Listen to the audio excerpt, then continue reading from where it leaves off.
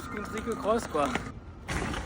Ça passe pas toujours. C'est la Volvo de tous les superlatifs, la plus rapide de l'histoire, mais aussi baroudeuse. Voici les 5A de l'auto sur le X30 Cross Country. Avec 4,23 m de long, c'est un petit gaillard dans la catégorie. Transmission intégrale 428 chevaux, un 0 à 100 abattu en 3 secondes 5. Même les meilleurs sportifs ne font pas aussi bien. Qui dit Cross Country dit garde au sol rehaussé 19 mm en plus et des pneumatiques tout terrain ainsi que des jantes bien spécifiques. Sur ce design à l'extérieur, on va retrouver ce bandeau noir tout du long. Sur les côtés, on retrouve les arches de roue, le logo Cross Country ainsi que ce bandeau retrouvé à l'arrière Volvo Cross Country. Là encore, le design se veut assez arrondi dans ses lignes, avec quelques arêtes saillantes tout de même. Et à vivre, c'est un intérieur apaisé, un petit cocon tout flotte comme cette console centrale, avec également ses rangements ici, mais aussi en partie basse, et cet écran central posé qui reprendra toutes les informations. Exit l'écran derrière le volant, tout passera ici, pour une ergonomie assez discutable. Alors, bien vu, la présence d'Android Automotive qui facilitera grandement sa préhension. Petit plus, on retrouve l'état de santé de la batterie directement dans les statuts de la voiture.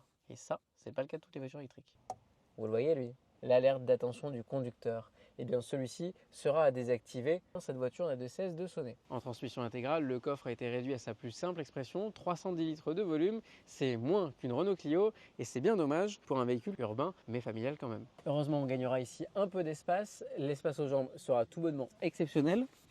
En revanche, l'assise sera un tout petit peu trop droite et on n'aura pas d'accoudoir central pour se positionner correctement. Les matériaux sont biosourcés, alors on aura un mélange de matières différents, ça fonctionne bien à l'œil, aucune fausse note concernant la qualité de fabrication et de présentation. Et puis la présence de ce toit panoramique qui nous baigne l'intérieur de luminosité. Petite originalité à l'arrière, on retrouvera les commandes de vitres au centre et une console centrale amovible. La position de conduite est idéale à un détail près, le réglage du volant ne se fera pas assez loin car si vous baissez votre siège, la position sera loin d'être naturelle.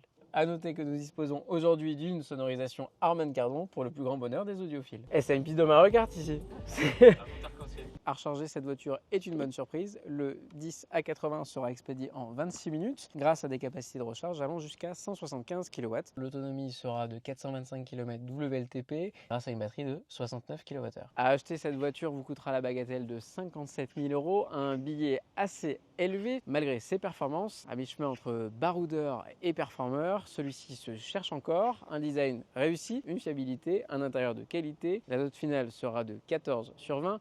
En effet, à ce tarif-là, il se heurte à la catégorie supérieure, notamment un Smart H5 proposant les mêmes autonomies, les mêmes performances, une architecture 800 volts en plus, 50 cm de plus, et là, il n'y a pas photo. En revanche, le gentleman driver qui veut rouler là-dedans aura un véhicule totalement différenciant du marché. C'était les 5A de l'auto. Dites-moi ce que vous en pensez en commentaire.